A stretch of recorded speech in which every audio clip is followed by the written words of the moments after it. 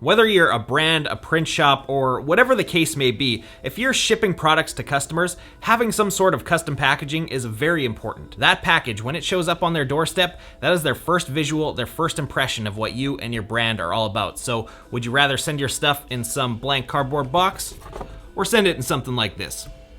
I'd much rather go with something like this. And I'm gonna show you how easy it is to make it.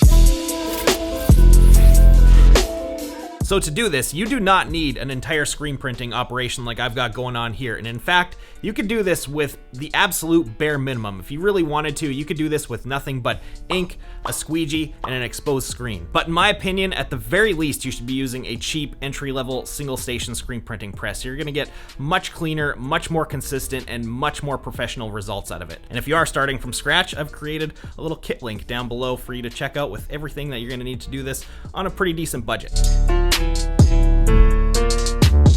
The first thing you need to do, obviously, is figure out what size of a box you need to ship your stuff in. These are the boxes that we use to ship our merch orders in. These are 10 by 8 by 6, and these cover probably 80% or more of the orders. These will fit a hoodie and a couple shirts, or a bunch of shirts and a few hats, whatever. These are probably the most universal sized box that I've found so far for shipping a lot of our stuff. But we need to get a design on this bad boy, and we need to figure out how big to make it. So we need to measure all the printable surface areas of this box, which would be the top and bottom flaps, and of course the main front and side panels that you would see when it's all, box shaped. To do that, you're gonna need a ruler of some kind. I've got a little T-square here. This is absolutely perfect for this. So we're gonna quickly just measure our outer edges of the box, obviously. So we got 18 by 14 and a half, but then we gotta measure all the little individual panels, which is a lot more difficult. But an easy way to do that is to just take your box and give it a quick kind of pre-fold, so it gives you some creases in the box, and then lay it out and use those as guidelines to take your measurements from. Now we're gonna take those measurements and use them to create a template in Adobe Illustrator. You can use Adobe Illustrator, you can use CorelDRAW, you can use Affinity. Whatever you decide to use, this method will work as long as it's a vector-based graphic software. Just whatever you do, please, don't try to use Canva. Stop using Canva for stuff. It is not design software. The amount of times a day I have to deal with that. But we're gonna open up Adobe Illustrator, and we've already got an artboard set up to the outer dimensions of our box. Then we're gonna pull up the rectangle tool, and we're gonna make rectangles the exact same size as the panels that we measured on the box and lay them out accordingly. Then we're gonna click and drag to highlight all the rectangles, then right click and hit Make Guides. Now you can see we've got a nice little template set up here. We can add a background layer to kind of look like a box, and now we can just copy and paste our artwork in here and lay it out however we need to according to how we want to print on these panels. The artwork side of this is definitely going to be the most difficult part of this whole process, especially if you're a beginner. So if you need to learn more about that stuff, you're in luck, because today's video is sponsored by Skillshare. Skillshare is an online learning community filled with thousands of killer classes made by experts in their field to help you advance pretty much whatever skills that you want. We're talking about vector design right now. You can jump on Skillshare and learn Adobe Illustrator, CorelDRAW, whichever software you wish to learn, and it's only gonna cost you 10 bucks a month. And honestly, that's how I learned pretty much the entire foundation of what I know now. And since they're sponsoring today's video, Skillshare is giving away a free trial membership to the first 1,000 of you guys who join the community by using the link below. So definitely check that out. If you need to brush up on anything that I've talked about here, now's the time. All right, now let's start getting to the fun stuff. For your screen, you're gonna wanna go with anywhere between a 280 to a 305 mesh, because we're printing onto a somewhat harder surface that doesn't absorb a lot of ink, and we don't wanna lay too much down on there. We're looking for just a nice, thin, crispy ink deposit. So the higher the mesh count, the less ink you're putting down. And we're also gonna be printing these with water-based ink, which is pretty thin in general. So again, the higher mesh count is gonna play in our favor there. I'm using the 280 mesh screen here today. Normally I'd be using a 305, but my 305 mesh screens are all set up for another job right now, and I'm not redoing all that. So a 280 will work just fine.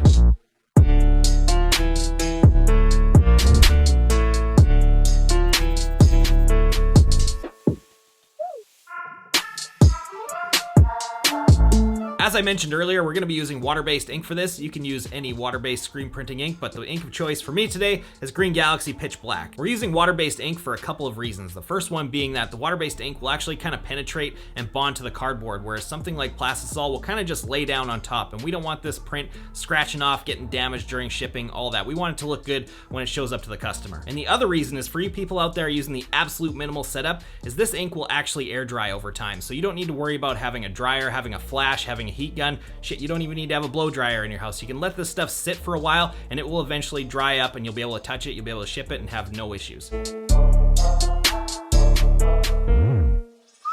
Before I start, I always lay down a thin layer of fresh water-based adhesive on my palette. This isn't something that's absolutely necessary, but it definitely helps when it comes to lining things up and keeping things in check as you print. Another thing before you start is to pick a spot on the palette that's going to be easily repeatable to keep laying your box down. So you can make tape lines, you can make marker lines, or to keep it even easier, I just use the side and the front edge of the palette and line the box up like that. Then when it comes to lining up your artwork to the box, if you had done the design portion of it right, this should be relatively easy. And if you were extra smart during that step, you would have added registration marks to the center of each of these things to make lining it up a lot easier. But in this case, this design spans pretty much the entire screen, so I didn't have room to put them on there. But this design and the box itself are both very straight and square, so lining it up by eye really won't be that difficult.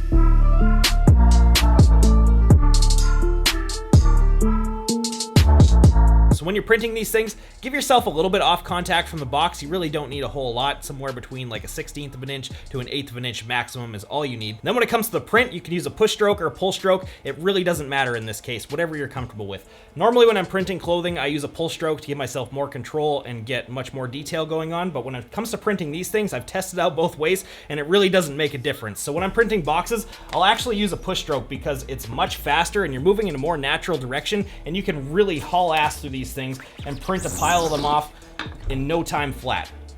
Look at that.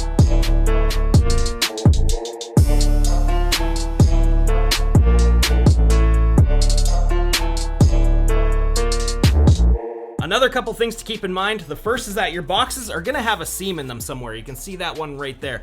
Be mindful of that when you do the whole push stroke, pull stroke thing. So because I'm pushing, I've set up my artwork and press in a way so that when I'm pushing my squeegee, it's gliding right over top of this seam, no problems at all. If I had it backwards, I'd be pushing and catching into that seam and it would be a pain in the ass, so be mindful of that. And the other thing is that if you're brand new to water-based ink and you've never used it before, do not leave your screen open like this for any longer than say like 20, 30 seconds. If you're gonna walk away from your press for a bit, just take it and flood it over and then walk away, because this stuff dries out incredibly fast. It's probably dried out in the time that I've sat here talking, so let's just give it a little quick push stroke. And yeah, you can see it did not clear all the way, but if that happens, all you gotta do is just flood it one more time and give it one more stroke. It's really not gonna hurt anything, and that clears it right out.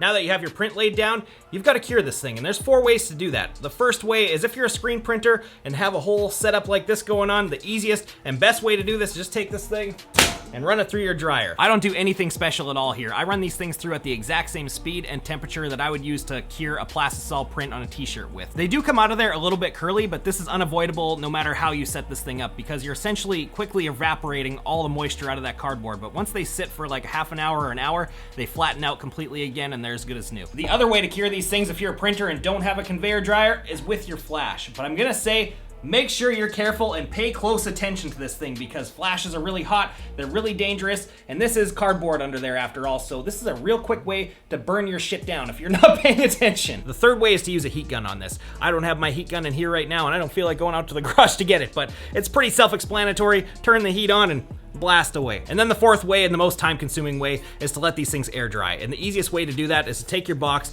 and just open it up and place it on the floor and just come back periodically and check it, give it a little finger dab, and once it's not sticky anymore, you're probably safe to print the other side. Well, mine are all cured, so let's flip these bad boys over and finish them up. When you're all done, just scoop the remaining ink right back into the container, then take your screen and scrub it and wash it out with some water, let it dry, put it back on the shelf, and save it again for later.